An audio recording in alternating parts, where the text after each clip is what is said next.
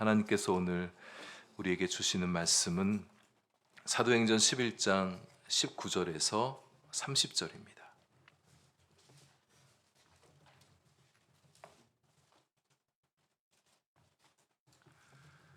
사도행전 11장 19절에서 30절까지의 말씀을 저와 여러분 한 절씩 교독하겠습니다. 그때에 스데반의 일로 일어난 환란으로 말미암아 흩어진 자들이 베니게와 구브로와 안디옥까지 이르러 유대인에게만 말씀을 전하는데,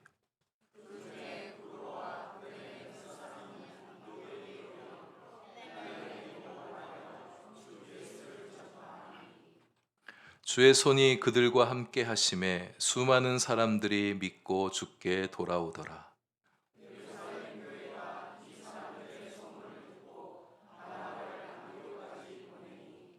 그가 이르러 하나님의 은혜를 보고 기뻐하여 모든 사람에게 굳건한 마음으로 주와 함께 머물러 있으라 권하니,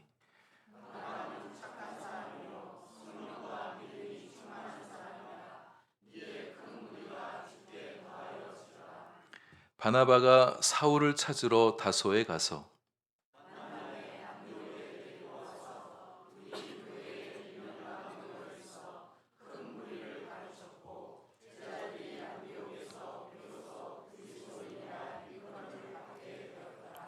그때의 선지자들이 예루살렘에서 안디옥에 이르니,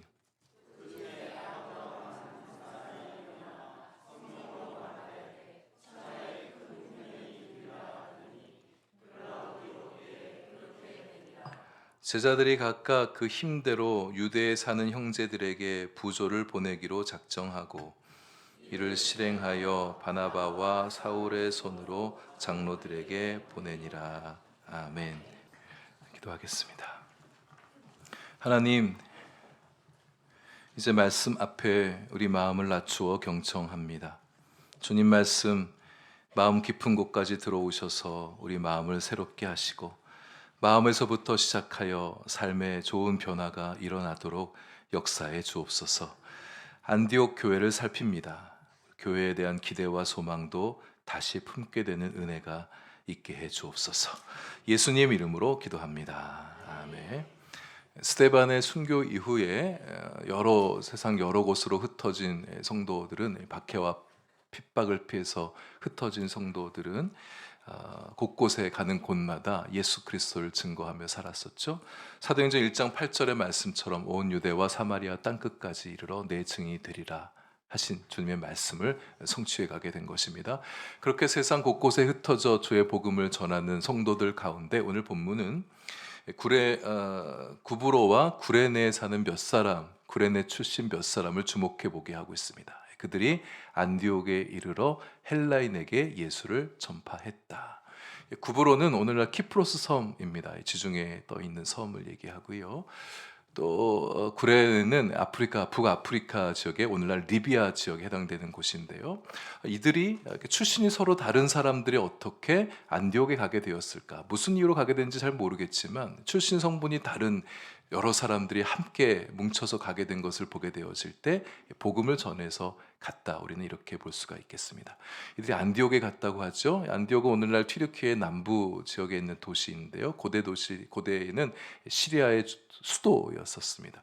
당시 추정 인구가 약 50만 명이라고 이렇게 보고 있거든요. 오늘날도 50만 명이면 작은 도시가 아닌데 당시에 50만 명이면 거대 도시죠. 메가시티입니다.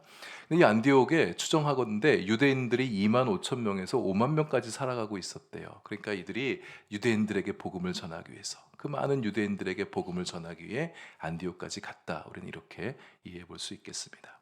하나님의 나라는 이렇게 예수 복음을 전하기 위해서 어디든 찾아가는 사람들을 통해서 확장되어 가고 있습니다. 성경은 그런데 이들의 이름을 밝혀놓지 않고 있습니다.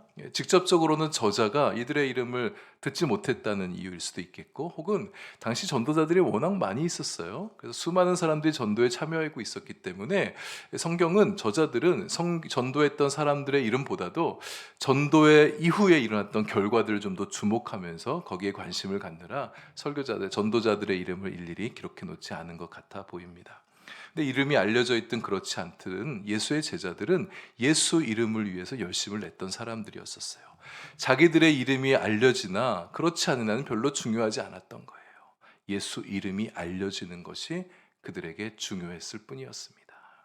우리도 그렇게 하십시다. 내 이름보다 예수의 이름이 높아지는 것에 관심을 갖는 우리가 되면 좋겠어요. 내 이름은 사람들이 몰라줘도, 열심히 주님을 위해 살아간다 할지라도, 사람들이 몰라주고 기억해주지 않다 할지라도, 내가 가지고 있는 이 예수 이름, 내가 존귀하게 여기는 예수 이름, 내가 사랑하는 예수 이름이 저 사람들에게 좀 전해지면 좋겠다. 예수 이름 위에 살면 세상에서는 무명해도 하나님 나라에선 유명한 자입니다. 세상은 내 이름 몰라줘도요, 우리 주님은 내 이름 잘 알아주십니다. 내가 누구인지, 내가 어떤 일을 했는지, 내가 전한 사람들이, 내가 전도했던 사람들이 누구인지 다 알아주시는 주님이세요. 그런 우리들 천국에서 만나게 될 때 주님께서 내 이름 부르시며 우리를 열렬히 환영해 주실 것입니다. 이 무명의 사람들이 아주 놀라운 일을 하기 시작하는데요, 이전엔 하지 않았던 일들을 하기 시작한 거예요. 곧 헬라인들에게도 전도하기 시작한 것입니다. 지난주 말씀 묵상했던 대로 고넬료 사건 이후에 예루살렘 교회가 공식적으로 이방인 선교를 승인해 주게 됐잖아요. 하나님께서도 이방인들을 구원하기 원한다는 것을 선포하게 됐습니다. 이 소문을 들었기 때문에 이들이 그렇게 움직였는지, 아니면 비슷한 시점에 하나님께서, 성령께서 그들의 마음을 강하게 움직여 주셔서 이제 그들이 유대인만이 아니라 저 헬라인들을 위해서도 복음을 전해야겠다, 그런 마음을 갖게 되었는지는 정확히는 모르겠어요. 어쨌든 헬라인 전도가 시작이 된 것입니다. 성경은 이 내용을 좀 덤덤히 기록해 놓고 있는데요, 이들 무명의 성도들은 대단한 용기를 내었을 것입니다. 그들이 만나서 전한 헬라인들이 고넬료처럼, 이방인 고넬료처럼 하나님을 경외한 사람들이 아니잖아요. 하나님 모르는 사람들, 예수 그리스도는 더더욱 모르는 사람들입니다. 그들 앞에 가서 예수 그리스도를 증언한다는 게 쉽지 않을 수 있단 말이에요. 그러나 그들은 담대하게 그들이 사랑하는 예수를 용기 내어 전도하기 시작했습니다. 이 헬라인들도 놀랍죠. 반응하는 거예요. 호기심 정도가 아니라 자기들도 예수를 믿겠다고 고백하면서 교회에 나오기 시작한 겁니다. 주께 돌아왔다는 말은 원래 같이 있다가 떠나갔다가 다시 돌아오는 것을 말하잖아요. 근데 이런 뜻에는 자발적인 마음을 가지고 그들의 마음을 주님께로 돌이켰다는 뜻도 되어집니다. 이 헬라인들이 한 건 그거죠. 자신들의 마음을 주님께 드린 거예요. 예수 복음을 듣고는, 믿게 되고는 예수께 자기의 마음을 드렸다. 헬라인들이 한 일입니다. 어떻게 이런 일이 일어났는가? 21절이 말씀합니다. 그렇습니다. 하나님께서 하신 일이에요. 주의 손이 그들과 함께 하심에 수많은 사람들이 믿고 주님께로 돌아오더라. 유대인뿐만 아니라 이방인들에게도 구원의 선물을 주고 싶어 하신 하나님이시잖아요. 그들이 주님께로 돌아오기를 얼마나 애타게 기다리셨으며, 누군가 입을 열어 그들에게 내 복음을, 나의 이름을 증거하기 원하는 그런 마음 주님 갖고 기다리셨잖아요. 근데 이 구레네 사람들 몇 사람이 헬라인들에게 복음을 증거하기 시작할 때 하나님께서 마치 기다렸다는 듯이 그들에게 역사하셔서 주의 손이 그들과 함께 하셔서 그들을 믿고 주님께로 돌아오는 일들 주님께서 만들어내신 거예요. 주의 손에 능력이 있습니다. 내 손에는 아무런 능력이 없다 할지라도 우리 주님의 손에는 능력이 있어요. 그래서 주의 손이 역사를 만들어내는 것입니다. 우리 한마음교회 성도님들에게도 주의 손이 함께 하셔서 여러분의 삶에도 능력이 나타나게 되고, 무엇보다 여러분 믿지 않는, 여러분 전도할 때 믿지 않는 영혼들이 예수님께로 돌아오는 역사들이 일어나게 되기를 소망합니다. 주의 손이 여러분의 가정과 함께 하셔서 여러분의 가정에 믿지 않는 자들에게도 구원의 문이 열리게 되기를 소망합니다. 여러분의 자녀들에게도 주의 손이 함께 하셔서 그들이 예수님 잘 믿게 되어지고, 주님의 손에 능력과 지혜와 은혜가 주의 손을 타고 여러분의 자녀들에게 흘러 들어가 그들이 세상 가운데서 예수 그리스도를 드러내며 세상에서 예수의 영광을 드러내며 살아가는 여러분의 자녀들 되기를 소망합니다. 교회에도 주의 손이 함께하기 시작하면 시작은 미약할지라도 나중은 창대하게 되는 거예요. 안디옥 교회도 몇 사람으로 시작했던 교회였지만 놀라운 붕을 일어나는 교회가 되었습니다. 우리 한마음 교회도 주의 손이 함께하게 되어질 때 우리는 이전까지 경험해보지 못했던 놀라운 일들을 우리가 보게 되어질 것입니다. 주의 손이 여러분에게도 함께 하셔서 여러분의 존재와 마음과 삶에도 놀랍고 신기하고 멋진 일들이 많이 나타나게 되기를 축복합니다. 예루살렘 교회가 안디옥에서 일어나고 있는 놀라운 구원 소식을 듣게 됐어요. 가만히 있을 수 없잖아요. 사람이 모여서 교회를 이뤘다는데, 여전히 사람들이 계속해서 교회로 몰려오고 있다는데 목회자를, 교회를 목양할 지도자를 파송하기로 결의합니다. 그렇게 해서 보내기로 결정했던 사람이 바나바죠. 바나바 같은 신앙과 성품과 영적 리더십을 가진 사람이라면 이 안디옥 교회를 잘 목양할 수 있겠다, 이렇게 판단하고 그를 보내게 된 거예요. 또 이 사람이, 바나바가 구브로 출신이잖아요. 헬라어를 능히 구사할 수 있는 사람입니다. 헬라인들이 모이기 시작한 교회를 담임 목회하기가 딱 좋은 사람이었던 거죠. 모든 것을 잘 갖춘 사람이라 판단하여 바나바를 안디옥 교회의 제1대 담임 목사로 파송합니다. 본문에서 확연히 드러나는 메시지는 아니지만 이 안디옥 예루살렘 교회가 참 성숙한 교회다 싶어요. 바나바같이 훌륭한 사람을 아끼지 않고 이제 신생 교회를 위해서, 새롭게 시작하는 교회를 위해서 보내주는 거예요. 목회자, 선교사로 파송하는 겁니다. 바나바 같은 사람은 우리 교회에 꼭 있어야 되는 사람이야. 이런 사람은 우리 교회에 반드시 있어야 돼. 이런 마음 가지고 가둬둔 게 아니라 보내주는 거였었어요. 이 바나바가 어떤 사람입니까? 앞에 4장에서 우리가 묵상해 봤지만 교회가 어려운 사람들을 위해서 자기 밭을 팔아서 교회 헌금해서 도와줬던 사람이에요. 자기를 희생할 줄 아는 사람이에요. 또 바나바 위로의 사람이라고 하잖아요. 예루살렘 교회 성도들 가운데 바나바를 통해서 위로를 얻었던 사람이 적지 않았던 거예요. 이렇게 귀한 사람, 성품도 좋고 믿음도 좋고 리더십도 좋고 많은 사람들의 사랑과 존경받는 사람, 우리 교회에 계속 있어야지 어떻게 다른 데 보내, 이렇게 생각하고 바나바를 묶어둔 게 아니라 교회를 위해서, 새롭게 시작되는 교회 잘 되게 하길 바라는 마음으로 가장 좋은 리더를, 가장 좋은 사람을 보내줬던 겁니다. 딴 데 가도 덜 아쉬운 사람, 우리 교회 안 나와도 괜찮은 사람 보낸 게 아니었다는 거예요. 여러분, 선교사도요, 그래서 좋은 사람들이 선교지에 나가야 됩니다. 믿음도 탁월하고 성품도 좋고 리더십에 또 역량을 가진 사람들이 가서 선교하고 교회를 세워야 그 교회가 견실하게 세워져 가게 되어지죠. 풍성한 열매도 맺어갈 수 있습니다. 바나바가 안디옥에 도착해서 본 것은 하나님의 은혜였어요. 얼마나 교회에 하나님의 은혜가 많았으면 하나님의 은혜가 눈에 띄었던 것 같아요. 그 하나님의 은혜를 보고 기뻐했다, 이렇게 얘기합니다. 여러분, 하나님의 은혜가 있는 곳에는 기쁨이 나타납니다. 하나님의 은혜가 가득한 곳에는 기쁨도 많아지는 거예요. 우리 한마음 교회에 하나님의 은혜가 가득 넘쳐서 기쁨도 많은 우리 교회가 되기를 바랍니다. 근데 바나바가 하나님의 은혜를 보고 기뻐했다 그랬습니다. 여러분, 은혜를 보면 기뻐할 줄 아는 사람이 되셔야 됩니다.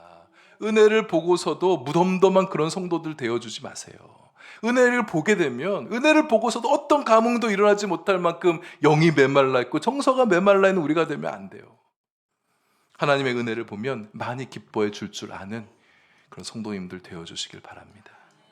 바나바가 목회를 곧 시작하죠. 모든 사람에게 굳건한 마음으로 주와 함께 머물러 있으라. 굳건한 마음은 견고한 마음, 단단한 마음, 흔들리지 않는 마음을 말합니다. 이제 하나님께로 돌아왔으니 하나님 떠나지 말고 세상이 다시 당신들을 끌어당기러 우리 쪽으로 다시 오세요, 이렇게 끌어당긴다 할지라도 흔들리지 말고 주님 곁에 머무십시오, 권면하는 거죠. 신앙 연수가 오래되신 분들은요, 주님을 향하여 마음이 많이 굳건해진 분들입니다. 그래서 웬만하면 잘 흔들리지 않아요. 주님 다 떠나지 않아요. 그러나 새 가족들은, 새로 믿음을 시작한 분들은요, 아직 흔들리기가 쉬워요. 그래서 우리가 도와줘야 됩니다. 제가 목사로서 설교하고 신방하고 면담하고 또 헌면도 하고 양육도 하겠지만, 굳건한 마음대로 도와주기도 하지만 성도님들께도 함께 나서 주셔야 됩니다. 주변에 흔들리는 사람 보면 같이 권면해 주셔야 돼요. 주와 함께 머물러 있으세요. 주님 곁을 떠나면 안 됩니다. 지금 당신 앞에 놓인 이 시련과 위기에 믿음으로 좀 이겨주시길 바라요. 좀 권면해 주시길 바랍니다. 특히 항존 직분자들께서 그 일 해주셔야 됩니다. 우리 안수 집사님들, 교회를 지키는, 교회를 세워가라고 안수받은 일꾼들이세요. 남자 성도님들 흔들리는 분들이 있으면 붙잡아 주셔야 됩니다. 권사님들 권면하는 자로 안수받으신 분들이십니다. 여성도들 흔들리는 모습 보게 되어질 때 말씀으로 권면해 주시고 기도로 권면해 주셔야 돼요. 바나바로 인해서 교회가 부흥하게 됐는데요, 바나바가 어떤 사람이었기에 그런 일이 일어났을까? 바나바에게는 세 가지가 있었습니다. 먼저 바나바는 착한 사람이었습니다. 여기서 착하다는 것은 순진한 사람, 세상 물정 잘 모르고 때가 잘 안 묻은 사람, 그래서 누가 막 이용해 먹으려고 해도 어리숙하게 끌려다니는 사람, 그런 사람을 착한 사람이라고 말하는 게 아니에요. 성경이 말씀하는 착한 사람은요, 성품이 좋은 사람, 성품이 균형이 잘 잡혀진 사람, 인격이 잘 닦여진 사람, 성품이 잘 만들어진 사람을 말하는 것입니다. 교회 지도자에게는 이런 성품이 대단히 중요합니다. 균형 잡힌 성품, 좋은 인격이 대단히 중요해요. 물론 영적 리더십이 참 중요하죠. 영성이 있어야 되고 성도들 영적으로 이끌어갈 수 있는 능력이 있어야 교회를 지도할 수 있습니다. 영성이 없고 지도력이 떨어지게 되면 교회가 제대로 서기가 어렵겠죠. 하지만 이런 영적 리더십도 아무리 좋은 리더십을 가지고 있다 할지라도 인격이 받쳐주고 성품이 함께 따라주게 될 때 빛을 발하는 것입니다. 누구보다 제가 귀담아 들어야 될 메시지겠죠. 그래서 저는 영성을 연마하고 좋은 영적 리더십을 가지기 위해서 부단히 노력해 가고 있습니다. 기도하고 있습니다. 성품과 인격의 성숙을 위해서도 많이 기도하고 있어요. 노력하고 있어요. 제가 저의 부족한 모습을 잘 알기 때문이죠. 우리 성도님들 저를 위해서 기도해 주실 때 저의 성품과 인격을 위해서 많이 기도해 주시길 바랍니다. 바나바급의 그런 성품과 인격을 가진 사람들 되어져요. 여러분, 담임 목사가 좋은 성품과 좋은 인격을 가지면 그것이 교회의 복이 되어지는 거예요. 저를 위해서 제가 좋은 성품을 가지는 그런 축복도 누리겠지만 저의 성품이 좋아지게 될 때 그것이 교회에 좋은 영향력으로 흘러가게 되어집니다. 저만이겠습니까? 교회 리더들도 귀담아 주셔야죠. 우리 모든 성도님들, 우리 청년들도, 교회학교 자녀들도 좋은 성품의 사람들, 좋은 인품의 사람들로 세워져 가기 원합니다. 그럴 때 우리 한만교회는 정말 축복된 교회가 되는 거예요. 이에 큰 무리가 주께 더하여 지더라. 성도들의 좋은 성품이 전도와 부흥에 영향을 끼쳤다. 성경은 이 점을, 바나바의 성품을 주목해서 이렇게 말씀해주고 있습니다. 또한 바나바는 성령이 충만한 사람이었습니다. 성령 충만, 은사가 많은 사람을 뜻하기도 하지만 여러분, 성령 충만의 핵심은요, 성령의 다스림을 잘 받는 사람, 성령의 마음이 자신의 마음이 되어 있는 사람, 성령의 이끄심에 잘 순종하는 사람을 성령 충만한 사람이라고 말하는 것입니다. 하나님께서 다스리는 대로 따라가며 순복하는 사람, 하나님이 무척 기쁘게 쓰시는 사람이죠. 성령 충만해 보여요. 막 기도도 홀리하게 하고 막 성령 충만해 보이는데 이 사람 마음이 교만합니다. 겉으로 보니까 성령 충만해 보이는데 고집이 세요. 성령 충만한 것 같은데 굉장히 이기적이에요. 여러분, 이런 사람이 진짜 성령 충만한 사람이 맞습니까? 이런 사람은 은사가 많이 나타나도 교회에 별로 유익을 끼치지 못해요. 하나님께서 차마 기다려주고 계시다가 끝내 교만함과 고집과 이기적인 마음을 바꿔내지 않는다면 그에게 주셨던 은사도 다시 거두어 가실 것입니다. 하나 더 있죠. 믿음이 충만한 사람이더라. 믿음은 하나님에 대한 전적인 신뢰를 말하는 것이죠. 믿습니다. 내가 바라는 어떤 것이 있어요. 그거 하나님께서 이루어달라고 떼쓰는 거, 여러분, 이것을 믿음이라고 말하는 게 아닙니다. 하나님의 뜻이 이루어질 것을 신뢰하고 하나님의 뜻이 교회와 일터와 학교와 내 가정과 내 존재 안에 이루어질 것을 바라면서 기다리며 신뢰하며 따라가는 것. 내가 걸어가야 될 신앙의 길을 한 방향을 향해서 우직하게 꿋꿋하게 걸어가는 것. 어떤 시련과 어려움이 있어도 하나님 신뢰하기를 내려놓지 않고 그 시련과 어려움을 믿음으로 이겨나가는 것. 이런 사람이 믿음 충만한 사람이죠.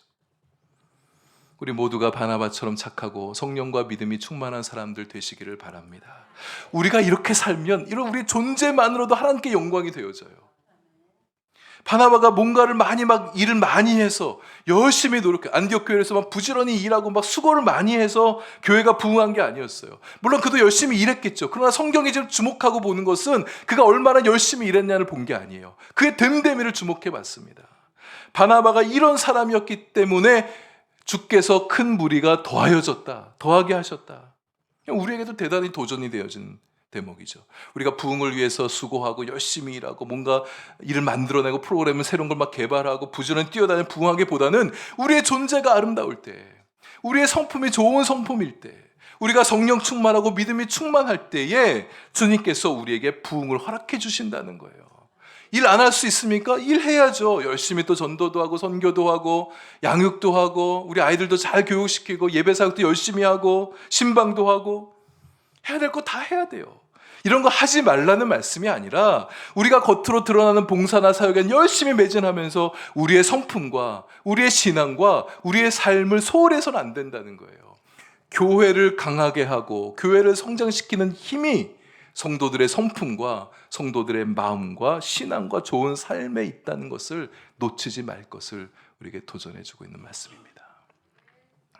교회가 양적으로 크게 부흥해 가자 혼자서는 목양을 감당하기 어려워졌습니다. 그래서 이때 바나바가 떠올린 사람이 있었죠. 바로 사울이었습니다. 다소에 머물러 있는 사울을 찾아가죠. 사울이야말로 나와 함께 손잡고 안디옥 교회를 세워가기에 적합한 사람이겠다, 이렇게 생각을 하게 됐습니다. 헬라어에 능통하죠. 학식도 많죠. 복음의 열정도 있죠. 또 중요한 거, 이방인을 위한 사도로 부름받았다는 사실을 누구보다 잘 알고 있는 바나바입니다. 그래서 사울을 찾아가요. 많은 다른 제자들이 사울이 회심한 것에 대해서 의심하고 옛 전적을 생각하며 교제를 꺼려하고 있을 때, 이때 바나바가 나서서 사도들과 제자들과 이 사울을 중재해 줬었잖아요. 이때도 또 바나바가 중재자로 나서는 겁니다. 이제 오랜 세월 은둔에 있었을 사울을 이제 영적으로 더 단단해졌겠다 보고, 이제 하나님 쓰시기에 충분한 준비가 되었다 보고 사울을 이제 불러내는 거예요. 역사의 무대에 올라서게 합니다. 교회 역사의 새로운 주인공이 될 수 있도록 바나바가 자리를 만들어주는 거예요. 그들이 힘을 합쳐 1년간 교회를 섬겼습니다. 말씀을 가르쳤어요. 큰 무리를 가르쳤다. 성경 말씀 가르쳤어요. 1년간의 집중된 말씀 훈련을 통해서 교회가 영적으로 강해지게 됩니다. 안디옥 교회가 1년밖에 안 되는 신생 교회였음에도 불구하고 세인들에게 그리스도인이라는 평을 받는 사람들이 되었어요. 자기들도 어려운데 어려운 이웃 교회를 생각하면서 헌신하면서 도와줄 수 있었던 교회가 됐습니다. 말씀 위에 든든히 선 교회가 될 수 있었기 때문입니다. 여러분, 교회는 말씀을 배워야 합니다. 말씀을 배워야 교회가 성장합니다. 사도행전 2장 42절에서도 예루살렘 교회가 초기 처음에 형성되었을 때 그들이 제일 먼저 한 것이 사도의 가르침을 받았던 거예요. 교회는 말씀의 토대 위에 세워져 가는 것입니다. 그래서 담임 목사가 교회를 위해서 해야 될 가장 중요한 일 가운데는 말씀을 잘 가르치는 거예요. 말씀을 잘 전하는 겁니다. 잘 가르칠 수 있어야 교회가 교회답게 설 수 있기 때문입니다. 여러분, 제가 말씀 잘 가르치는 목사가 되도록 기도해 주십시오. 또 말씀 잘 배우는 성도들이 될 수 있도록 기도해 주시길 바랍니다. 그래서 우리 교회가 말씀이 중심이 되는 교회, 말씀이 이끌어가는 교회, 말씀이 다스리는 교회가 될 수 있기를 원합니다. 말씀에 순종하는 교회가 되는 거예요. 제가 말씀을 잘 가르치려면 저도 먼저 말씀을 잘 배우는 자가 되어야 되죠. 여러분들 말씀 잘 배워서 또 잘 가르치는 자들이 되어 주셔야 됩니다. 말씀의 역동이 일어나는 교회가 되어질 때 하나님께서 그런 교회 얼마나 들어 쓰시겠어요. 남들 잘하나 못하나 지켜보지 마시고 여러분 자신부터 말씀 잘 배워가는 성도들 되시면 좋겠습니다. 안디옥 교회를 보면서 우리의 시선을 또 끌어당기는 중요한 대목이 있습니다. 26절 셋째 줄에 제자들이 안디옥에서 비로소 그리스도인이라 일컬음을 받게 되었더라. 이 말씀은요, 그 전까지는 이 성도들을 보고 예수 제자들을 보고 예수 추종자들을 보고 그리스도인이라고 말한 적이 없었다는 거예요. 근데 안디옥에 있는 제자들로부터 그리스도이란 말이 생기게 되었다, 이걸 말하는 거잖아요. 그리스도이란 말이 뭐겠습니까? 그리스도를 따르는 사람, 그리스도께 속한 사람, 그리스도를 위하는 사람, 이게 그리스도인일 텐데 이 말을 안디옥 교회 성도들이 스스로 자칭 우리는 그리스도인이다 이렇게 붙이지 않고 안디옥 교회 살아가는 세상 사람들이 이 교인들을 보면서 그렇게 갖다 붙였다는 거잖아요. 이 말은 사실 그 세상 사람들이 이 말을 붙일 때는 약간 야유와 조롱이 섞인 표현, 냉소가 섞인 표현이었었어요. 이들이 모여서 예배하고 성경 공부하고 교제하는 모습을 보면서 야, 이 사람들 뭐 하는 사람들이냐 도대체, 왜 저러느냐, 왜 저렇게까지 하느냐, 그리스도를 따르는 사람들이 하는데 좀 유별나다, 이렇게 좀 봤던 거였었습니다. 그리스도를 따른다고 해서 그리스도인 이렇게 이름을 갖다 붙여준 거예요. 요즘은 거의 안 쓰지만 우리 한국 교회 옛날 신앙의 선배들이 종종 예수 잘 믿는 사람들이 들었던 별명이 있었죠. 뭐였습니까? 예수쟁이, 예수쟁이. 예수쟁이라고 말할 때는 약간 하대하면서 무시하면서 말하는 거였었잖아요. 쟁이란 말이 그런 표현이 있잖아요. 그런 느낌이, 그런 뉘앙스가 있는 단어지 않습니까? 뭐 겁쟁이, 겁 많은 사람. 의심쟁이, 점쟁이, 이것도 약간 무시하면서 하는 말이기도 하죠. 마누라쟁이, 옛날에 그런 말도 썼었나 봐요. 마누라만 쫓아다니는 사람을 얘기하는 건지. 또 무시하는 느낌이 좀 있지만 전문가들한테 붙여줄 때도 이 쟁이란 말을 쓰기도 합니다. 글 잘 쓴 사람 보면서, 글 갖고 살아가는 사람 보면서 글쟁이라고 그런 말 하기도 하잖아요. 좋은 말도 있어요. 멋쟁이. 여러분, 우리가 좀 예수쟁이, 우리가 좀 예수 믿는 티 좀 팍팍 내면서 좀 세상 가운데서 좀 유별나는 소리를 들을지라도 좀 내가 사랑하고 내가 믿는 예수님 좀 드러내면서 살아가는 우리가 되면 좋겠습니다. 예수 좀 잘 믿고 세상 사람들에게 좀 덕을 끼치면서 야, 예수쟁이들 멋쟁이들이야, 좀 이런 말 들으며 살아가면 얼마나 좋겠어요. 그리스도인, 우리가 그리스도인인 것을 좀 자랑스러워하면 좋겠습니다. 내가 예수께 속했다는 게 얼마나 자랑스러워요. 내가 예수를 따라 살아간다는 건데, 내가 예수님을 따라 살아간다. 얼마나 자랑스러운 일입니까? 누가 나를 그리스도인으로 알아주면 그 영광스러운 일입니다. 여러분, 우리 예수 이름에 먹칠하며 살지 마십시다. 우리 예수 이름 부끄럽게 하지 않으며 살았으면 좋겠어요. 예수 이름의 그 아름다움과 영광스러움과 권세로움을 좀 드러내면서 살아가는 우리들의 삶이 될 수 있기를 바랍니다. 이제 1년도 채 안 됐던 이 신생교회가 했던 놀라운 일이 한 가지가 더 있어요. 어느 날 어떤 선지자들이 예루살렘에서 안디옥을 찾아옵니다. 안디옥 교회 성도들을 좀 격려하기 위해서 왔을 수도 있겠고, 또는 선지자는 예언을 하는 사람들이잖아요. 오늘 본문의 28절에 보게 되면 한 가지 예언을 들려주게 되는데, 그것을 들려주고 교회로 좀 대비하게 하기 위해서, 그런 얘기를 하기 위해서 온 것 같기도 합니다. 이 선지자들 중에 아가보라는 예언자가 있었는데, 이 사람이 성령에 이끌려서 예언을 하죠. 천하에 큰 흉년이 들게 될 것이다. 이 예언은 실제로 로마 제국의 제4대 황제였던 클라디우스 황제 때 실제로 이루어지게 됩니다. 바나바와 바울이 안디옥에서 1년을 가르쳤다고 얘기하잖아요. 그러니까 예언이 발생하게 된 때와 예언이 성취된 간격이 그리 길진 않았던, 간격이 그렇게 멀리 떨어져 있지는 않았습니다. 이 예언을 받은 안디옥 교회의 반응이 중요해요. 29절에 제자들이 각각 그 힘대로 유대에 사는 형제들에게 부조를 보내기로 작정했다.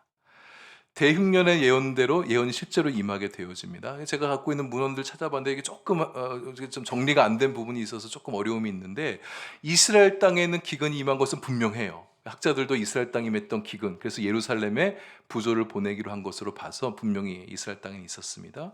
근데 오늘 예언을 보게 되면 천하에 큰 흉년이 이르렀다, 이렇게 예언하고 있단 말이죠. 문헌상에 제가 가진 자료에서는 못 찾았어요. 도대체 천하가 어디까지 범인지는. 근데 그럼 천하의 흉년이 들리라, 이 예언대로라면 이스라엘 땅에만 흉년이 든 게 아니라 안디옥 땅에도 흉년이 들게 된 거잖아요. 근데 이 성도들 어떻게 했다는 거예요? 자기들도 힘든데, 자기들도 먹고 삶이 힘듦에도 불구하고 더 어려운 예루살렘 교회를 위해서 부조를 결정했다. 그리고 실행했다. 그들을 위해서 자기들도 어렵지만 물질을 나누고 고통을 분담하기로 결정하고 실행했다는 겁니다. 설령 기근이 이스라엘 땅에만 임했다, 학자들이 그렇게 본 사람들이 좀 많더라고요. 그 안디옥 교회는 기근이 임하지 않았어. 그럼 우리 좀 넉넉한 교회야. 그렇다 할지라도 이제 1년 된 신생교회가 모교회라고 말할 수 있는 예루살렘 교회, 훨씬 더 큰 교회라고 말할 수 있는 예루살렘 교회를 위해서 헌금을 모아서 보내줬다? 안디옥 교회는 헬라인들이 모여있는 교회입니다. 유대인들도 있었지만. 근데 유대인들이 헬라인들 얼마나 무시했어요. 근데 그런 교회를 향해서, 유대인들, 예루살렘 교회를 향해서 그들이 돈을 모아서 보내줬다? 어떻게 이런 일이 일어날 수 있었을까? 이제 갓 예수님 믿고 뵙게 된 이방인들이 팔벗고 나서서 유대인들에게 도움을 줬다? 교회의 은혜가 많으면 이런 일들이 나타나게 되는 겁니다. 교회 성도들이 착하고 성령과 믿음이 충만하게 되어지면 이런 일들이 일어나는 거예요. 말씀으로 잘 양육받으면 이기심을 버리게 되어지고, 자기부터 챙기는 마음 내려놓고 영적인 일에만 관심 갖는 성도들이 아니라 이웃을 돌아보고 이웃을 사랑하고 이웃을 섬기고 이웃에게 도움의 손길을 내미는 그런 성도들이 되어가는 것이죠. 안디옥 교회 정말 멋진 교회입니다. 안디옥 교회는 바나바와 사울의 목회 지도를 아래서 급성장해요. 전도도 많이 일어나고, 또 들어온 성도들 양육이 일어나고, 성도들은 그리스도인답게 신실하게 살아가고, 어려움에 처한 사람들을 외면하지 않죠. 각각 힘 닿는 대로 도와줬다고 그러잖아요. 그러니까 좀 넉넉한 사람은 더 많이 도와주고, 없다고 해서 나는 없어요, 빠질게요, 이게 아니라 자기 힘 닿는 대로 그렇게 구제에 참여했다는 거죠. 오늘 본문에 나오지 않지만 한 장 넘겨 13장 1절을 보면 1년 뒤에는 성령의 이끄심을 따라서 바나바와 바울을 선교사로 파송합니다. 어디 내놔도 자랑스러운 두 사람, 교회의 넘버원, 넘버투라고 말할 수 있죠. 이들을 담임 목사, 부목사를 선교를 위해서 떠나 보내는 거예요. 마음이 안 들어서 쫓아내는 게 아닙니다. 이제 좀 이분들과 목회 좀 오랫동안 했으니까 좀 질린다, 이제 새로운 목회자들과 함께 하면 좋겠다, 이런 마음으로 보낸 게 아니었다는 거예요. 자기 교회보다 선교가 더 중요하다고, 내 교회 좋은 목사님들과 좋은 지도자들과 함께 하는 것도 중요하지만 선교를 위해서, 더 많은 교회들이 세워지는 것을 위해서 기꺼이 내어놓겠다고, 또 성령께서 말씀하셨으니까 우리는 성령에 순종하는 교회여야 하니까 기꺼이 그들을 파송했다는 겁니다. 놀라운 교회예요. 사람이 다스리지 않고 성령이 다스리는 교회입니다. 말씀을 맺습니다. 우리 한마음 교회가 안디옥 교회와 같은 교회가 되길 소망합니다. 좀 교회를 꿈꾸시면 좋겠어요. 교회의 새로운 미래를 그려보셨으면 좋겠습니다. 교회를 꿈꾸는 건 내가 왜 안 해봤겠어요. 그러나 이전에 교회를 꿈꿔봤지만 실망하고 낙심하고 번번이 좌절했습니다. 난 더 이상 교회를 꿈꿀 힘이 없습니다. 다시 꿈꾸시면 좋겠어요. 하나님께서 안디옥 교회와 같은 교회가 세상 곳곳에 일어나길 얼마나 바라시겠습니까? 이거 방어동에도 안디옥 교회와 같은 교회가 일어나길 바라시지 않겠어요? 우리 한마음 교회를 지켜보시면서 이제 35년 된 우리 한마음 교회도 좀 안디옥 교회와 같은 그런 교회 모습으로 더 성장하길 바라는 마음이 있지 않겠습니까? 주의 손이 함께하는 교회, 얼마나 멋진 교회인가요?